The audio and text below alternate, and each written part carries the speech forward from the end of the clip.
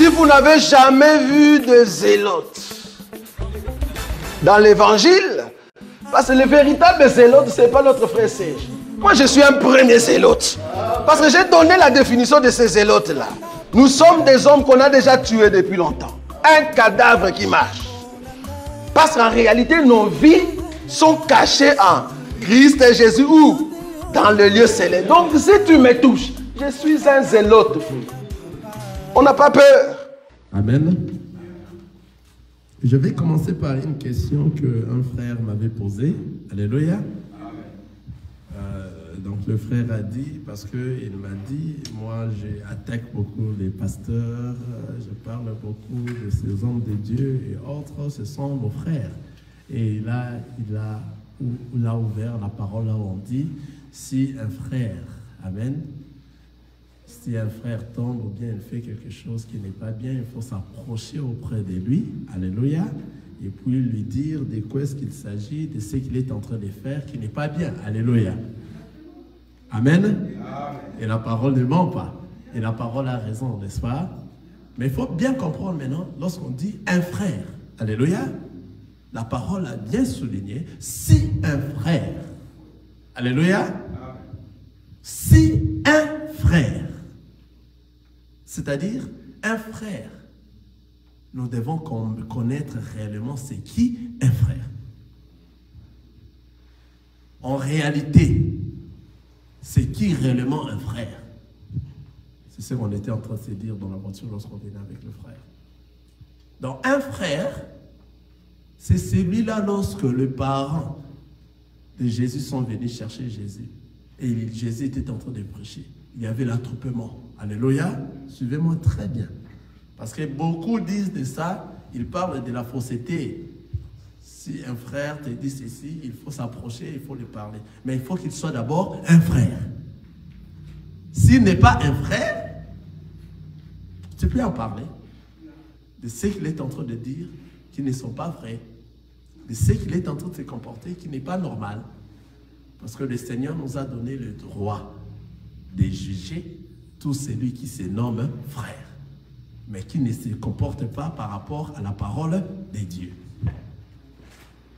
Quelqu'un est en train de comprendre là où nous sommes. Alors nous allons ouvrir un peu les Écritures pour ça aussi. Il y a des gens qui sont venus chercher Jésus. Ses parents et ses frères. Et Jésus était en train d'enseigner. Nous, ici, nous voulons savoir c'est qui réellement un frère. Parce que la Bible dit, si ton frère... Vous comprenez cela, n'est-ce pas? Il faut enlever ces zones d'ombre dans nous. La première des choses, c'est savoir qui réellement est ton frère. Or, ton frère, lorsque ses parents et ses frères sont venus les chercher, Jésus s'est étonné. Les gens l'ont dit, mais il y a tes parents qui te cherchent, ta mère et tes frères te cherchent là-bas, ça fait longtemps. Et Jésus les a encore posé la question. Qui est ma mère? Qui sont mes frères? Alléluia. C'est ici que nous allons comprendre réellement c'est qui un frère.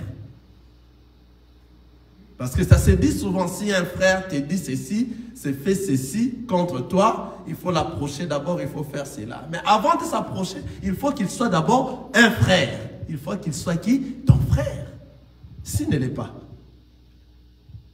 comment tu peux t'approcher? Parce qu'un frère, c'est ce que Jésus les a posé la question. Qui est ma mère? Qui sont mes frères? Ma mère, ou bien mes frères, sont tous ceux qui écoutent cette parole et la mettent en pratique. Alléluia. Amen. Maintenant, un pasteur qui ne met pas cette parole en pratique, ce n'est pas mon frère. Quelqu'un est en train de voir ça? Il est en dehors de la parole. Il ne met pas ce qui est écrit en pratique. Dans là où il est, il dirige dans son église. On dit ça souvent comme ça. Dans l'église, là où il est entré, il est dans les services. Il n'est pas entré, il n'arrive pas à mettre en pratique ce qui est la parole de Dieu. Mais celui-là n'est pas notre frère. Alléluia. Or, un frère qui est ton frère, réellement, si toi tu es dans la parole et toi tu mets en pratique la parole de Dieu, ton frère doit seulement être la personne qui écoute la parole et les met en pratique. C'est lui ton frère. Mais s'il ne les met pas en pratique, il ne met pas cette parole en pratique, nous voyons des choses qui se passent dans des églises. Des choses qui ne sont pas dans la parole de Dieu. Hein, je peux donner un exemple si vous voulez bien. Parce que là, on ne nous a pas interdit de juger. Amen. Que nous lisons cela. Amen. Amen. Parce que c'est Jésus lui-même, Dieu nous a autorisé de juger. Mais juger qui? Qui devons-nous juger? 1 Corinthiens chapitre 5.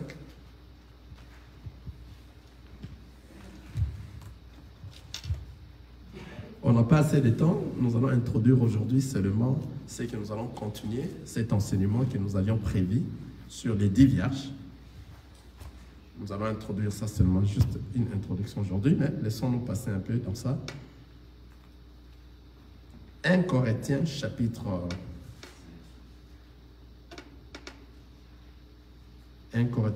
5. Nous lisons dans le verset 11.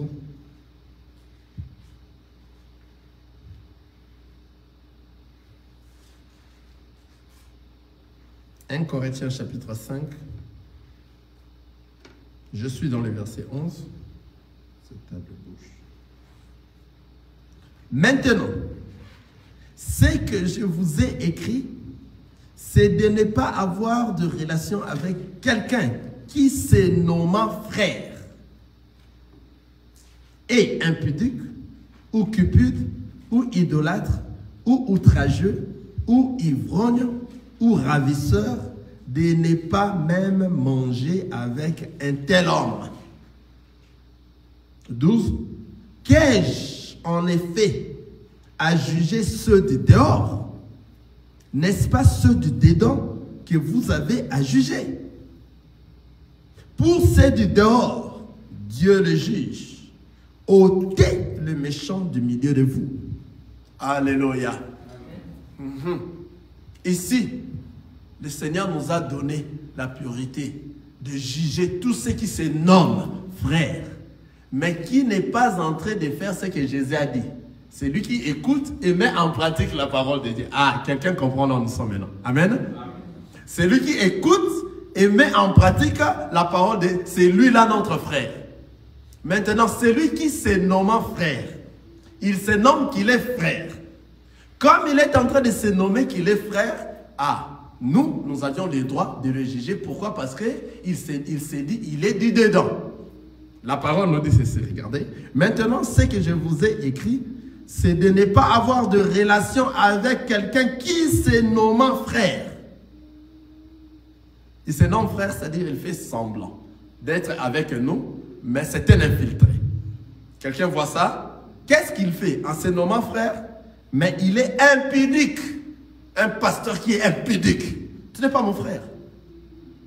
Si tu fais de l'impudicité à l'église, je vais parler de ça et je vais citer ton nom. Je vais citer ton nom parce que tu n'es pas mon frère. Si tu étais mon frère, la parole nous dit, il faut s'approcher, amen, et parler. Quelqu'un comprend? Mais si toi tu es dans ces choses ici, tu ne fais pas ce que le Seigneur Jésus nous a dit, écouter la parole et le mettre en pratique, tu n'es pas mon frère. Il faut commencer par être d'abord mon frère. Et impudique. Ou cupide. La cupidité, de l'argent. Alléluia. À l'église comme ça, il y a 1, 2, 3, 4, 5, 6, 7, 8, 10 paniers des offrandes. La cupidité, du vol. Même 2. La Bible, on n'a pas des écritures dans ça. Non, on n'en a pas. On n'a pas d'écriture qui nous prouve qu'il y avait eu 2 paniers. Non, il n'y en a pas. Il n'y a eu qu'un seul panier. Alléluia. On peut dire ça. Si vous voulez bien, il y a dans les Écritures. Ce que ceux-là font, c'est de la cupidité. Ce sont des voleurs. Ce ne sont pas nos frères. Si nous voyons des choses pareilles, ceux-là qui font ça, nous devons parler à l'église de Dieu. Ne pas nous aimer, c'est ça. On ne pourrait pas nous aimer lorsque nous allons parler de la parole de notre Seigneur Jésus. Personne ne pourra nous aimer, car lui-même nous a donné l'exemple. Personne ne l'a aimé. Il nous a dit comme on l'avait haï. C'est de la même manière que nous serons haïs aussi. Quelqu'un voit ça? Parce que je mets un peu le point sur les i sur ça. Une personne cupide, 2 paniers, 3 paniers, les offrandes de ceci, de cela, les dîmes de ceci, de cela, des voleurs. Parce que ce n'est pas dans la parole de Dieu. Ce n'est pas dans la parole de Dieu. Ils font des choses par rapport à leurs sentiments, à leurs pensées. Tous ceux qui sont en train de faire des choses par rapport à leurs pensées, ils ne sont pas classés parmi ceux-là que Jésus a dit, ceux qui écouteront la parole et doivent le mettre en pratique pour être son frère. Alors ceux-là qui sont les frères de Jésus ne sont que ceux qui écoutent la parole et le mettent en pratique. Cette parole, la totalité de la parole. On ne met pas en pratique un morceau de la parole. Regarde. Ils sont comment? Ils sont idolâtres. Ils sont dans l'idolâtrie. Ou outragés. Ou ivrognes.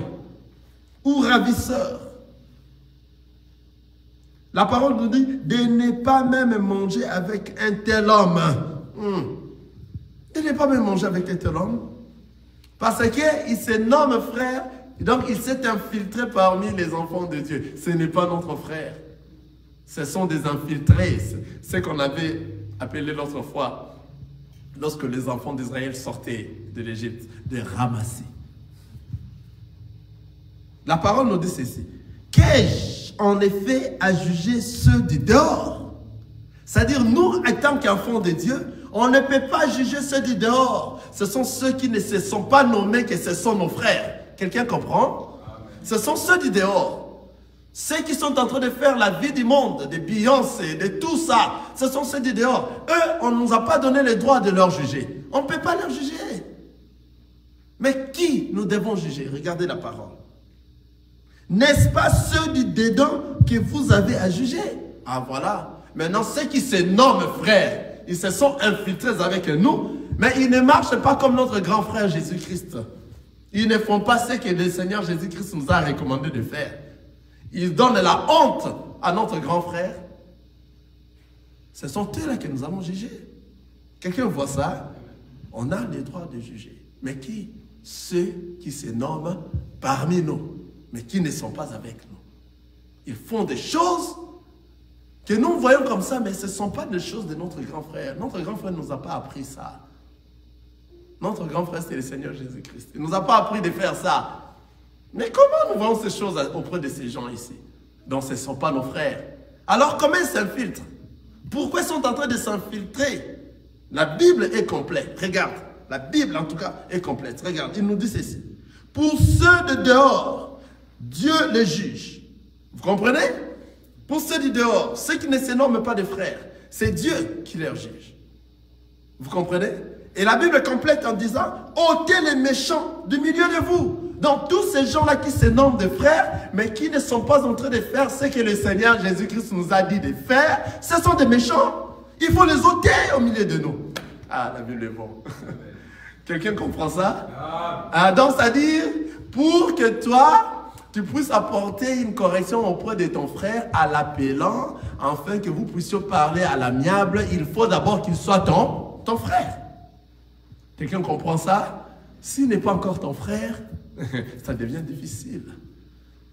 Alléluia. Parce que c'est là se voit. En tant qu'enfants de Dieu, nous voyons nos frères par des fruits. Nous allons comprendre que celui-là, c'est notre frère. Des fruits. La manière dont tu vis. Ta vie. Alléluia. Ça va se remarquer que celui-là, ce n'est plus lui qui vit, c'est le Christ qui vit en lui. Car lorsque le Christ vit en toi, tu ne peux pas voler, tu ne peux pas faire du mal aux autres, tu ne peux pas penser du mal aux autres, tu ne peux pas faire de la masturbation, tu ne peux pas faire prendre ton corps dans l'impudicité, tu ne peux pas faire tout ce qui est mauvais. Comment le Christ peut reposer dans un corps qui a toutes ces choses-là? C'est impossible. Et nous allons savoir que celui-là, c'est notre frère. Celui-là n'est pas notre frère. Mais si tu te dis que tu es notre frère, il faut que nous voyons tous les bons fruits dans toi, c'est ce qui représente réellement que tu marches à la crainte de la parole de Dieu. Ou bien tu es un homme de Dieu, tu agis par rapport à la parole de Dieu. Il ne faut pas agir par rapport à tes pensées, à tes sentiments. Tu conduis, soi-disant, c'est parce que c'est toi qui es à la tête, tu es responsable d'un ensemble qui ne t'appartient même pas. Alléluia. Parce que l'Église ne nous appartient pas. Alléluia. Les responsables numéro 1 de l'Église, c'est le Seigneur Jésus-Christ. C'est lui le visionnaire. J'entends les pasteurs dire, je suis le visionnaire de telle Église. C'est moi qui suis le visionnaire des aventuriers. L'Église ne nous appartient pas.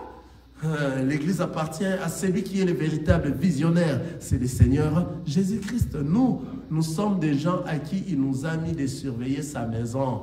Toi, on t'a donné de surveiller la maison. Toi, tu as fait de cette maison ta propriété privée. Tu es un voleur. Quelqu'un voit ça? Le propriétaire est allé en voyage, il te donne sa maison. Toi, cette maison, tu vas les surveiller jusqu'à ce que je reviendrai. Alléluia. C'est ça l'Église. Mais toi, maintenant, comme le propriétaire a pris beaucoup de temps, tu as fait falsifier les papiers et tu as écrit cette maison est devenue ta maison. Tu es un voleur. Alléluia. Tu deviens, c'est toi le visionnaire. Je suis le visionnaire de tel. Voleur. Tu veux prendre une chose qui ne t'appartient pas. Quelqu'un voit ça? Appartient à notre Seigneur Jésus-Christ. Nous sommes au service. Nous sommes des serviteurs inutiles. Luc chapitre 17. Quelqu'un peut me voir ça. Serviteur inutile. Luc chapitre 17, le verset 10.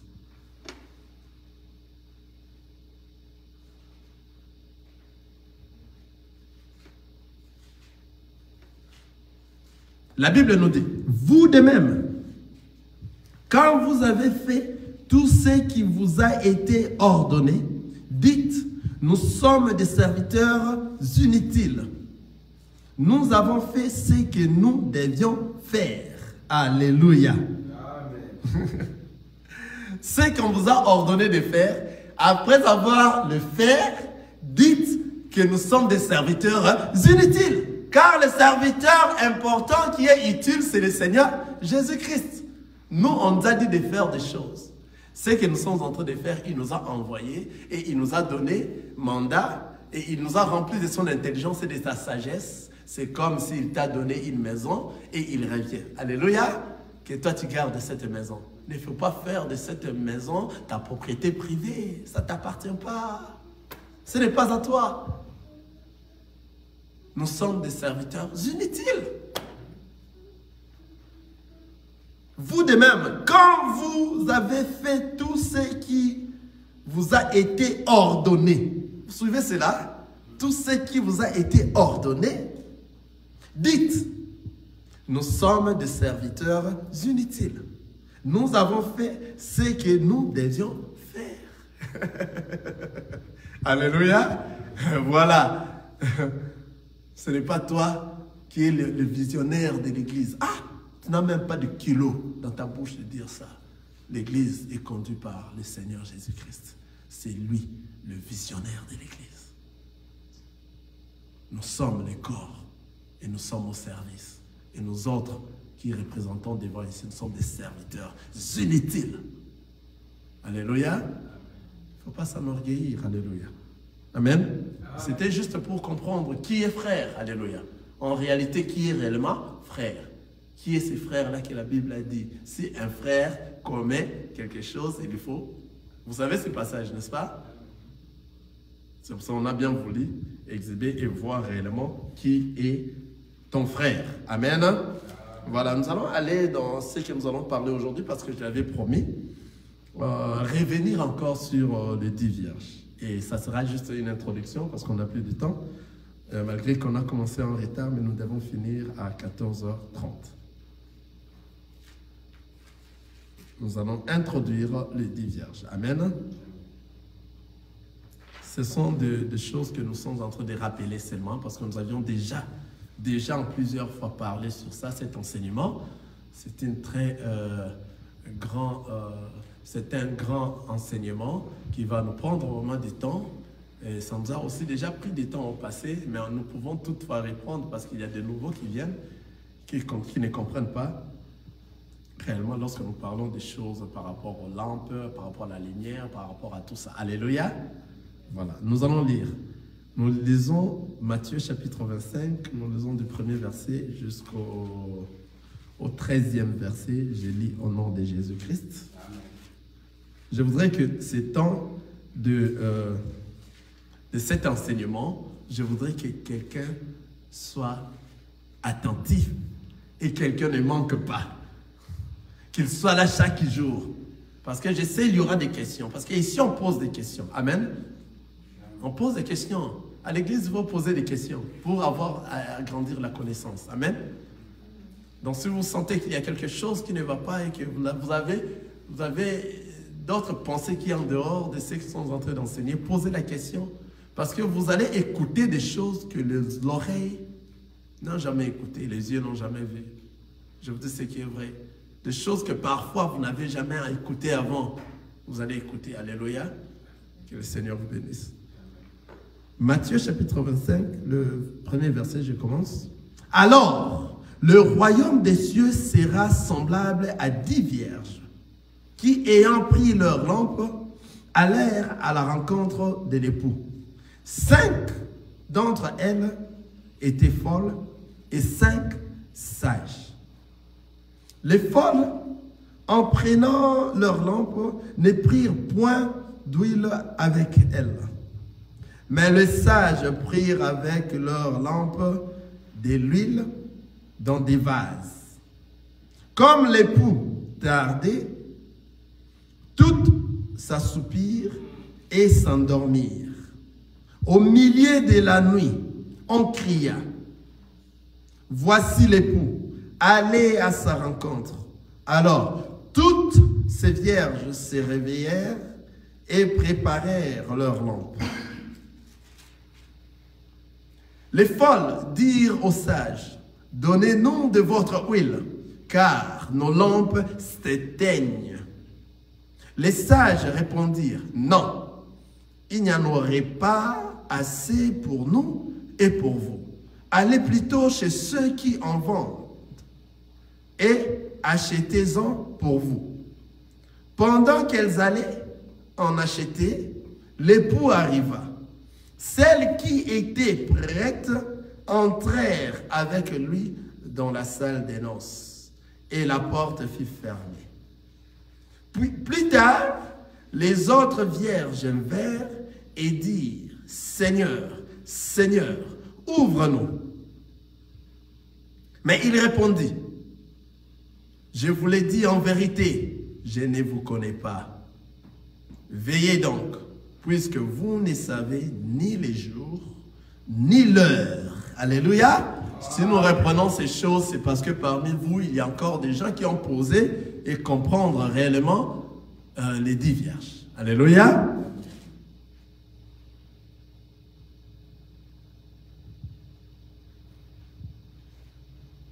Alléluia. Amen. Ici, nous avions constaté que les 10 vierges, la première des choses qu'elles avaient, et tous avaient des lampes. Amen. Amen. Amen. Donc, il y avait 10 vierges qui devaient sortir d'un endroit pour aller à la rencontre de l'époux. Nous allons juste introduire aujourd'hui. Amen. Amen. Que le Seigneur te touche, enfin que tu sois là tout ce temps ici de cet enseignement, parce que ça va te faire de bien et tu auras une grande connaissance avec toi et tu vas comprendre ces choses. Alléluia. Il y avait 10 vierges qui se sont mis en route pour aller à la rencontre de l'époux. C'est-à-dire, ces 10 vierges sont sorties de quelque part pour se mettre dans la route pour aller à la rencontre. Alléluia. Et les tous avaient des lampes. Et dans des lampes, il y avait de lumière. C'est-à-dire, si les 10 vierges avaient des lampes, c'est-à-dire, le chemin était obscur, n'est-ce pas? Amen. J'aime que vous participez aussi. Donc, le chemin était obscur. C'est pour cela que les 10 vierges avaient apprêté des lampes, afin qu'ils voient le chemin. Alléluia. Donc les 10 vierges sont sorties d'un endroit. Et tous étaient des vierges. Et tous avaient des lampes. Et tous se dirigeaient dans un chemin. N'oubliez pas, le chemin qu'elles ont pris, c'est le chemin, la vérité et la vie. Alléluia. C'est-à-dire la personne qui entre dans ces chemins, c'est une personne qui est un enfant des dieux. C'est-à-dire tous ces 10 vierges étaient tous des enfants des dieux parce qu'ils étaient entrés dans les chemins. Alléluia. Car la parole nous dit, même un insensé ne peut pas oublier les chemins qui vont nous faire retourner à la maison. Ésaïe, chapitre 35. Amen. Allons-y rapidement.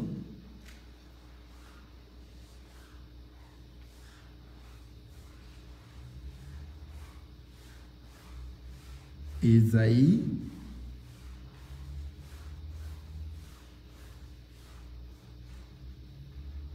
Ésaïe, chapitre 35. Nous sommes dans le verset 8. La parole nous dit ceci. Il y aura là un chemin frayé, une route qu'on appellera la voie sainte. Nul impur n'y passera, elle sera pour eux seuls. Ceux qui la suivront, même les insensés, ne pourront s'égarer. Nous allons aller calmement pour cet enseignement, afin que tu comprennes correctement de quoi est-ce qu'il s'agit. Alléluia. Donc ici, un chemin frayé, une route qu'on appellera la voie sainte.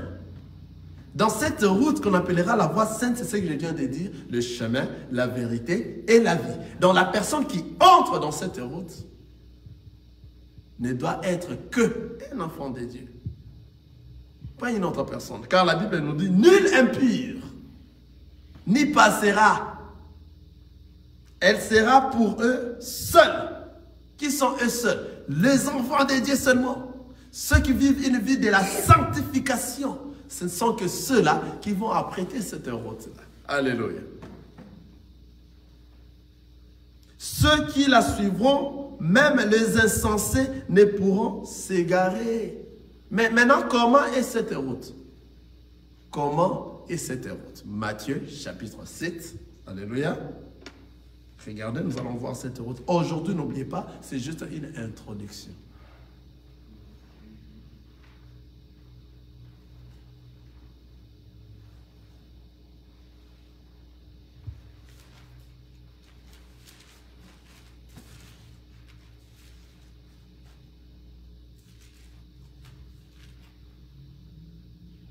Matthieu chapitre 7, le verset 13.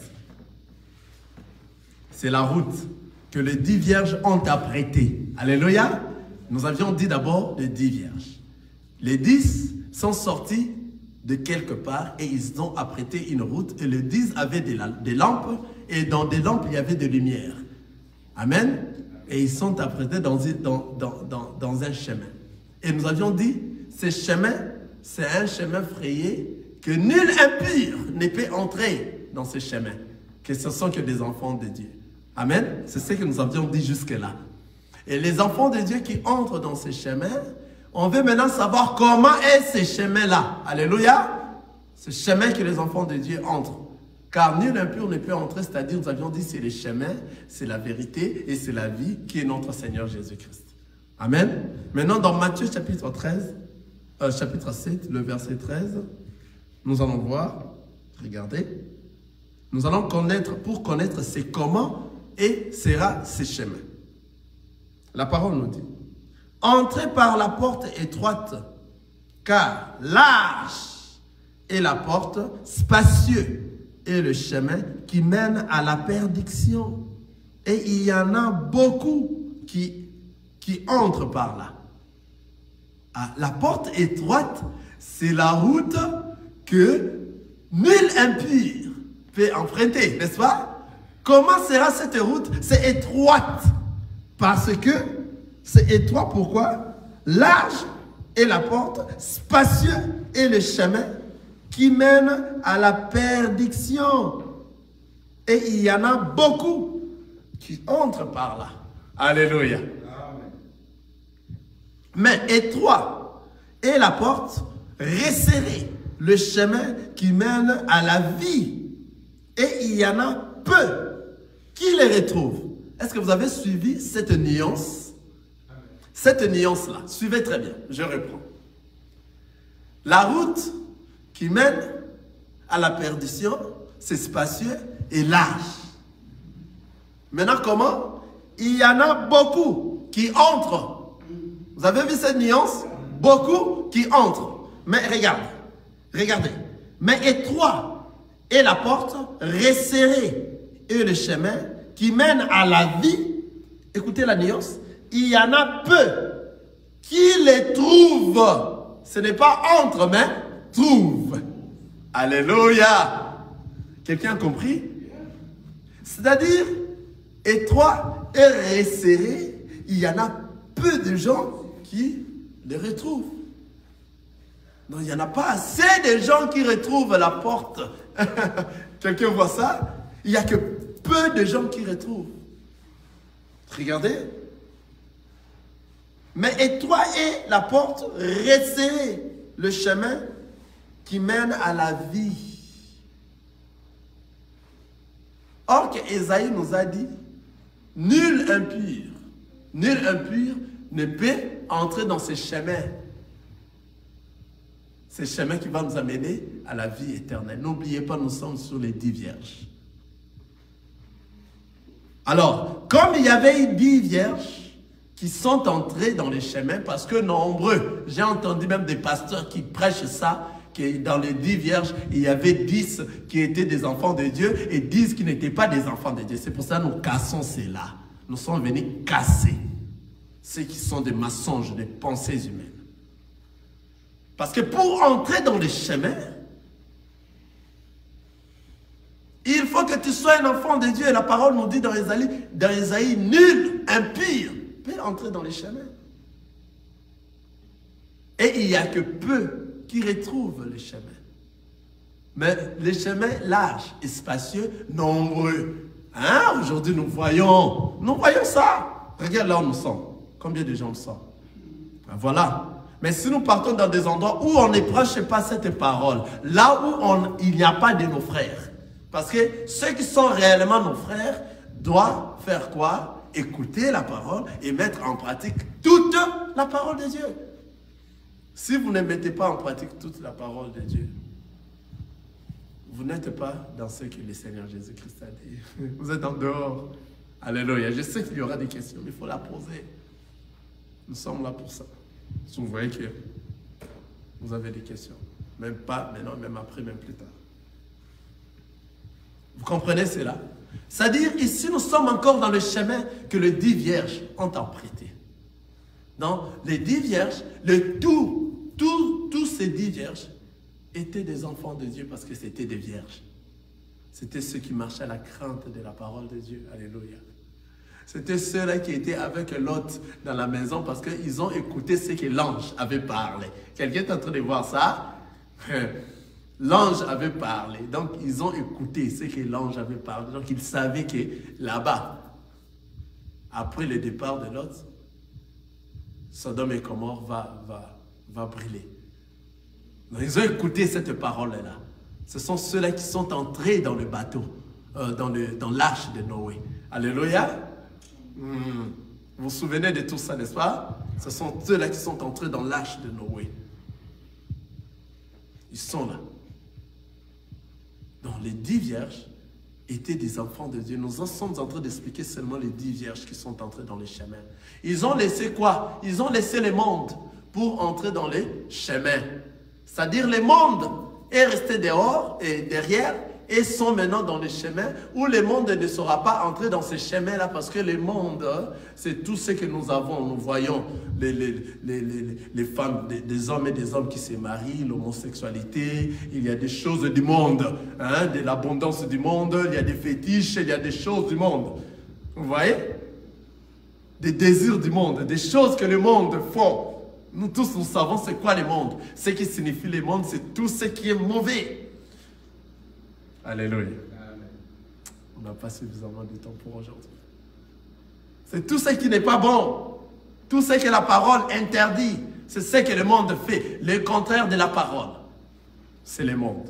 Mais les 10 vierges ont quitté le monde et ils sont entrés dans le chemin. Ce qui signifie qu'eux tous étaient des enfants de Dieu parce que nul impur ne peut entrer dans le chemin. Tout celui qui est impur ne pourra pas entrer, mais elles sont entrées dans le chemin, ce qui veut dire que les 10 vierges, c'est ce qui constitue l'Église. Alléluia. Le corps de Christ. Maintenant, une Église qui est scindée à 2. Une Église qui est scindée en 2. Donc, c'est-à-dire, cette Église, il y aura de ceux qui seront enlevés pour la fête des noces, il y aura de ceux qui vont traverser la grande tribulation. C'est ça l'Église des 10 vierges. Quelqu'un voit ça? C'est ça les corps. C'est ça l'Église. Donc, dans les corps, il y aura ceux-là, une partie des corps qui va entrer dans, qui sera enlevée, et une partie des corps va rester pour traverser la grande tribulation après l'enlèvement. Que le Seigneur vous bénisse pour aujourd'hui. On n'a plus de temps, on s'arrête là, mais je voudrais, parce que ça c'est une introduction, que le Seigneur vous fasse grâce, tel que vous êtes là, et tous les autres qui ne sont pas venus, de ne pas rater cet enseignement. C'est très fort, c'est très bien.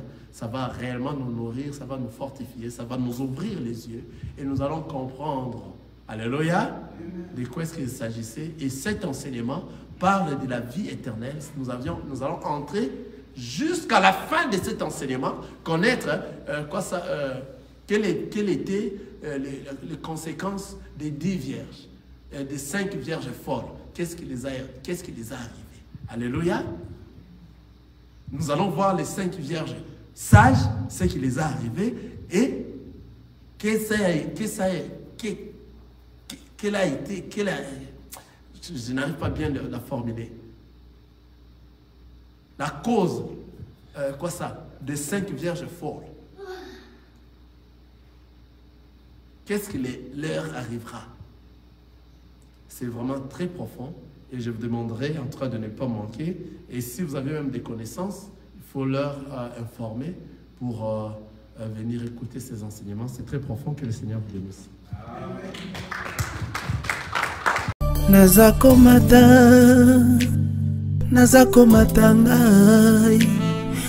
matangai, nga nazako matangai.